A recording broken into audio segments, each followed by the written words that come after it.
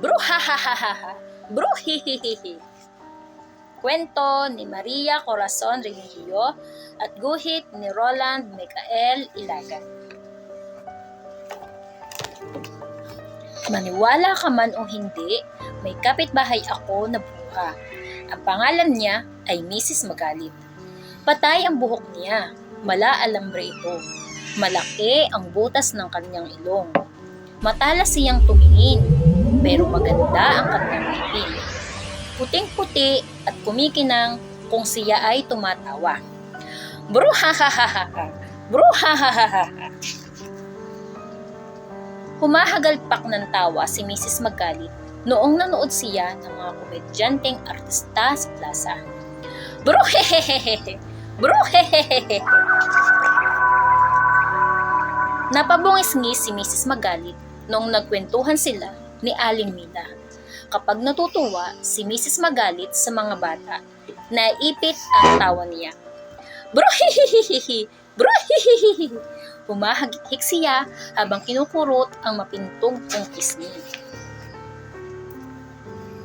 Bakit ko nasabing bruha si Mrs. Magalit? Hindi dahil mukha siyang bruha at ibang klase siyang tumawa, kundi dahil hindi siya pumapasok sa bahay namin kapag may walis sa pintuan. Sabi na Lola, sumalangit nawa ang kaluluwa niya. Ang mga bruho't bruha ay takot sa bahay na malinis. Pananggalaban sa kanila ay walis tambo sa may pinto. Mayroon pang dahilan. Kaliwang kamay ang pansubo ni Mrs. Magalit. Ganyan daw ang mga bruho't bruha kung kumain, sabi ni Lola. Hindi ako talagang takot kay Mrs. Magalit. Ayoko lang sila makita sa gabi. Talim na ang at nanonood siya ng TV, nakakakilabot siyang tumawa. Bruhohohoho! Bruhohohoho! Dumadagundong ang malulutong niyang halakhak para tuloy naramdaman kong nginanginig ang lupa. Noong minsang dadapa si Mrs. Magalit, lumipad ang mapuputi at makikinang niyang ngipin.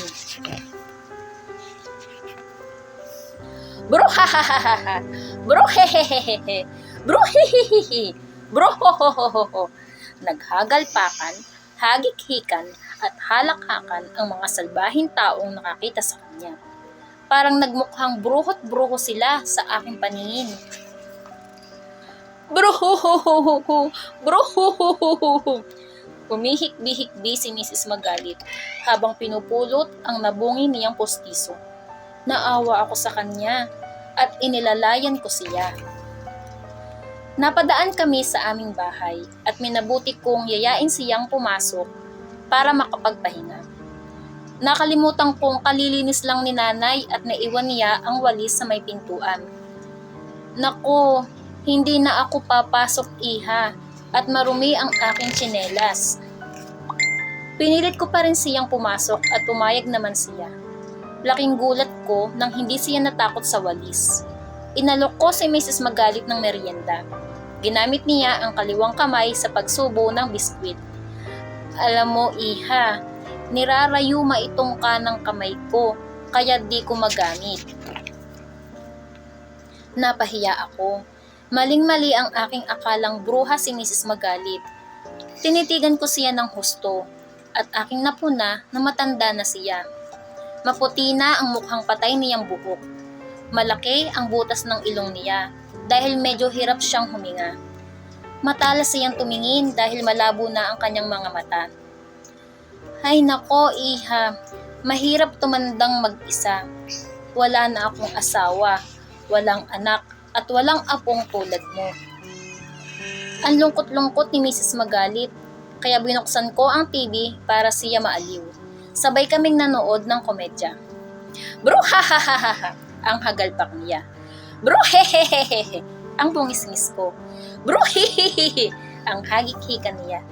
Bruhuhuhuhu! Ang halakha ko. Bruhuhuhuhu! Ang palahaw naming dalawa nang magkandaiyak na kami sa katatawa. Simula noon, hindi na bruha ang tawag ko kay Mrs. Magalit, kundi Lola. Dito natatapos ang kwento.